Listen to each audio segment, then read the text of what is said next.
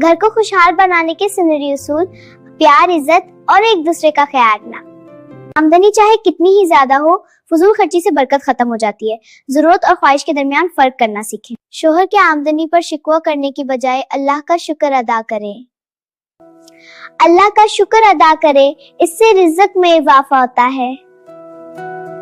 شوہر، بچوں اور سسرال والوں کے ساتھ نرم لہجے بات کرے۔ زبان کی تلخی گھر کا سکون برباد کر دیتی ہے۔ بحث کے وقت خاموشی اختیار کرنا اور بعد میں سکون سے بات کرنا عقل مندی کی علامت ہے۔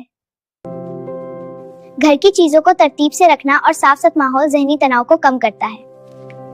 صبح جلدی اٹھنے اور کاموں کو وقت پر مکمل کرنے سے گھر میں نظم و ضبط قائم ہوتا ہے۔ بچے وہ نہیں سیکھتے جو آپ کہتے ہیں، بلکہ وہ سیکھتے ہیں جو آپ کرتے ہیں۔ بچوں کو اخلاقیات اور دین کی بنیادی تعلیم دینا ماں کی اولین ذمہ داری ہے۔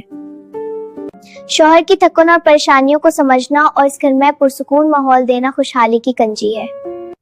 گھر کی باتیں باہر نہ نکالیں۔ میاں بیوی کے معاملات کو راز رکھنا گھر کو نظر بد اور ٹوٹنے سے بچاتا ہے۔ خوشحال گھر کے لیے ضروری ہے کہ عورت خود بھی ذہنی اور جسمانی طور پر صحت مند ہو۔